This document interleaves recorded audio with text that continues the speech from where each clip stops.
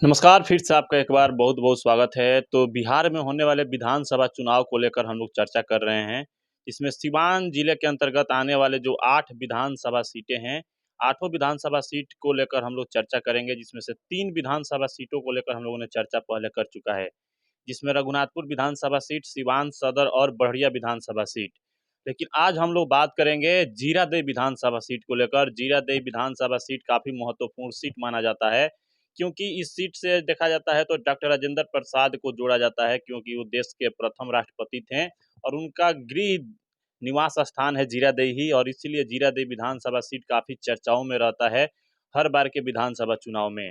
और बात करें तो यहीं से सिवान के पूर्व सांसद शहाबुद्दीन साहब ने अपने राजनीति का शुरुआत भी किया था। पहली बार यहाँ से निर्दलीय चुनाव जीते थे 1990 में शहाबुद्दीन साहब, और उसके बाद से 1995 में उनको टिकट मिला, टिकट से वो यहाँ से विधायक बने थे। लेकिन इस बार 2025 के विधानसभा चुनाव में क्या कुछ स्थिति रहेगा जीरादेई विधानसभा सीट को, उसी को लेकर आज हम लोग बात करेंगे। तो बता दें कि वहाँ के जो अभी वर्तमान विधायक हैं वो माले के विधायक हैं अमरजीत कुशवाहा, और वो हराए थे कमला सिंह कुशवाहा को, जो वहाँ से जदयू के उम्मीदवार थी 2020 के विधानसभा चुनाव में। बात करें तो जदयू एनडीए का अलायंस था, जदयू और बीजेपी के समर्थित उम्मीदवार कमला कुशवाहा थी उस समय, और उनके अगेंस्ट में अमरजीत कुशवाहा चुनाव लड़ रहे थे। हालांकि अमरजीत कुशवाहा उसके पहले चुनाव लड़े थे तो उनको हार का सामना करना पड़ा था, लेकिन इस बार महागठबंधन के उम्मीदवार थे अमरजीत कुशवाहा, और 2020 के चुनाव में उन्होंने करीब 25,000 से ज़्यादा वोटों से जीत दर्ज किया था जीरादेई विधानसभा सीट से। और उस बात करें तो 2020 के चुनाव में जदयू ने कहीं ना कहीं अपने वर्तमान विधायक उस समय के जो थे रमेश कुशवाहा, उनका टिकट काटकर संजय कुशवाहा की पत्नी कमला कुशवाहा को चुनावी मैदान में उतारा था जदयू, लेकिन हार का सामना करना पड़ा था। तो 25 के चुनाव में क्या कुछ स्थिति रहेगा जीरादेई विधानसभा सीट को, इसी को लेकर हम लोग बात करने वाले हैं। अभी मौजूदा हालात है, जो मौजूदा अभी माहौल जो बना हुआ है बिहार में, उसके हिसाब से देखा जाए तो कहीं ना कहीं एनडीए और महागठबंधन के बीच में मुकाबला जीरादेई विधानसभा सीट पे होगा, जिसमें एनडीए की ओर से बात किया जाए तो जो उम्मीदवार थे 2020 में संजय सिंह कुशवाहा, उनकी पत्नी कमला कुशवाहा चुनावी मैदान में उतरी थी। क्या इस बार जदयू उन पर अपना विश्वास जताएगी कि नहीं जताएगी, इस पे हम लोग बात करेंगे। और महागठबंधन की ओर से बात किया जाए तो माले के कोटा में गया था जीरादेई विधानसभा सीट, और माले ने अपना उम्मीदवार अमरजीत कुशवाहा को बनाया था, और अमरजीत कुशवाहा जीत दर्ज किए थे उस सीट से करीब 25,000 से ज़्यादा वोटों से। तो क्या फिर से एक बार अमरजीत कुशवाहा जीरादेई का उम्मीदवार बनेंगे माले के कोटा से या महागठबंधन के कोटा से, देखना बहुत दिलचस्प होगा। तो हम बात करें तो जीरादेई के बारे में तो दो ही वहाँ पे कहीं ना कहीं खेमा है, महागठबंधन और एनडीए।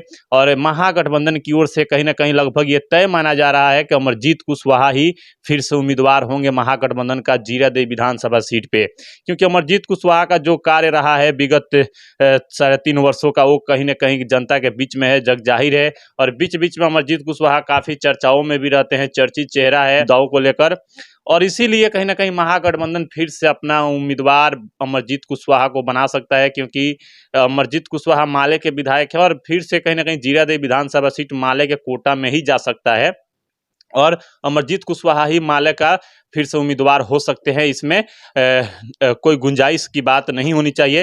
हालांकि राजनीति है, कुछ भी हो सकता है आने वाले समय में, लेकिन अभी का जो माहौल है, अभी का जो स्थिति है, उसके अनुसार देखा जाए तो अमरजीत कुशवाहा को लगभग टिकट मिलना फिर से तय है जीरादेई विधानसभा सीट में, क्योंकि अभी जो लोकसभा चुनाव हुआ था उसमें जीरादेई की बात करें महागठबंधन की स्थिति का, तो अच्छा संतोषजनक स्थिति रहा है जीरादेई में।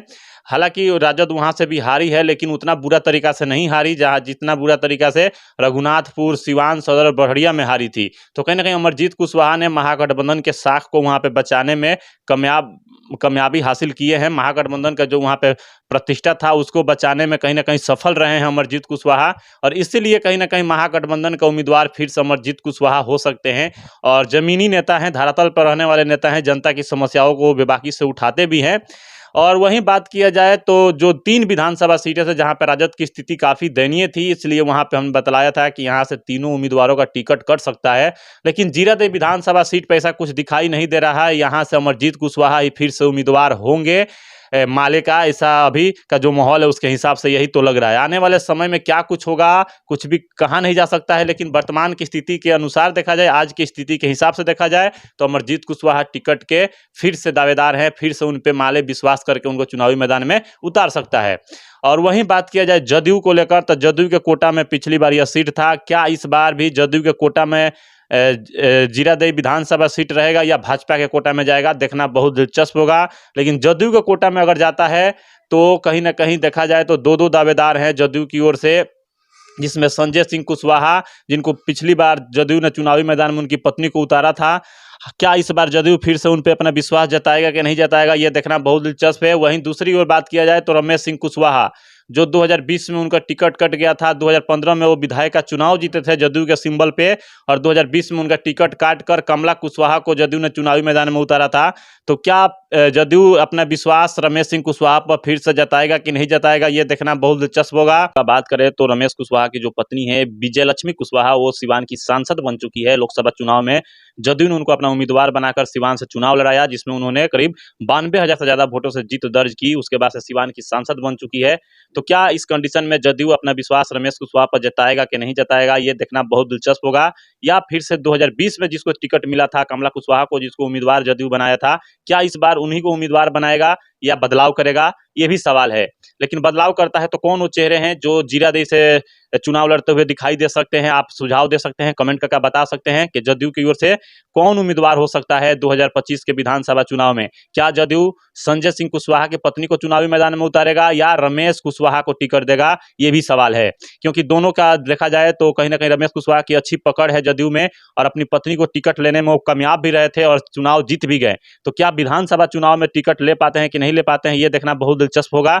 और वहीं संजय सिंह कुशवाहा की बात करें तो 2020 में उनकी पत्नी कमला कुशवाहा को जदयू ने उम्मीदवार बनाया, जिसमें हार का सामना करना पड़ा। तो क्या फिर से अपना उम्मीदवार जदयू कमला कुशवाहा को बनाएगी कि नहीं बनाएगी, ये भी सवाल उठता है। और या जदयू के कोटे में नहीं जाकर भारतीय जनता पार्टी के कोटा में जा सकता है कहीं जीरादेई विधानसभा सीट, ये भी हो सकता है। क्योंकि आने वाले समय में बहुत सारे चीजें हैं जो बदलते हुए दिखाई दे सकते हैं। लेकिन हम लोग मौजूदा हालात और मौजूदा समय के हिसाब से बात कर रहे हैं, तो जदयू के कोटा में रहा था पिछली बार, इस बार भी जदयू कोटा में अगर जाता है तो उम्मीदवार कहीं ना कहीं रमेश कुशवाहा या संजय कुशवाहा की पत्नी हो सकती है। और वहीं बात करें महागठबंधन का, तो महागठबंधन की ओर से लगभग ये तय है कि यह माले के कोटा में ही जाएगा और माले फिर से अपना उम्मीदवार अमरजीत कुशवाहा को ही बनाएगा। क्योंकि अमरजीत कुशवाहा का जो प्रदर्शन रहा लोकसभा चुनाव में कहीं ना कहीं काफी शानदार रहा, और कहीं ना कहीं 3 विधानसभा सीटों से अच्छा नतीजा जीरादेई में देखने को मिला था राजद के लिए। तो कहीं यह भी मतलब ये वजह हो सकता है कि उनका टिकट नहीं काटा जाए, फिर से उनको उम्मीदवार बना दिया जाए माले की ओर से। क्योंकि चर्चित चेहरा है अमरजीत कुशवाहा का, और काफी हमेशा चर्चाओं में रहते हैं, जनता के बीच में काफी मजबूती से कार्य भी करते हैं और धरातल पे रहने वाले नेता हैं। तो माले कहीं ना कहीं अमरजीत कुशवाहा को अपना उम्मीदवार बना सकती है।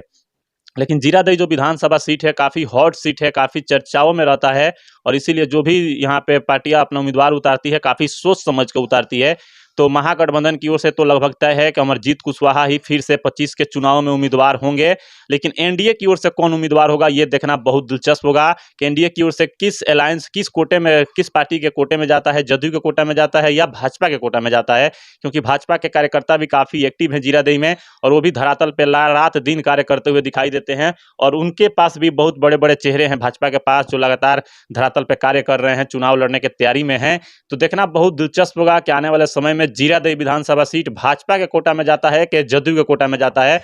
क्योंकि वहां के जो वर्तमान विधायक हैं वो माले के विधायक हैं अमरजीत कुशवाहा, इसलिए देखा जाए तो भाजपा के पास भी चांस है सीट जाने का और जदयू के पास भी चांस है सीट जाने का। क्योंकि जदयू ने पिछली बार यहाँ हार का सामना जदयू को करना पड़ा था पिछला विधानसभा चुनाव में, इसलिए वो सीट खाली हो चुका है एनडीए के कोटा में। तो किसी के कोटा में भी जा सकता है भाजपा या जदयू, और कोई भी उम्मीदवार वहां हो सकता है। लेकिन महागठबंधन की ओर से अमरजीत कुशवाहा का उम्मीदवार बनना लगभग तय है। तो आप अपना सुझाव दीजिए, कमेंट करके बताइए कि आप जीरादेई का विधायक किसे देखना चाहते हैं और किस दल से किसको टिकट मिलना चाहिए। अपना सुझाव आप कमेंट करके बता सकते हैं कि महागठबंधन से कौन उम्मीदवार होना चाहिए और एनडीए से कौन उम्मीदवार होना चाहिए। तो मिलते हैं फिर से अगले वीडियो में अगले विधानसभा सीट को लेकर। लेकिन जीरादेई विधानसभा सीट के बारे में आपका क्या सुझाव है आप कमेंट करके बता सकते हैं।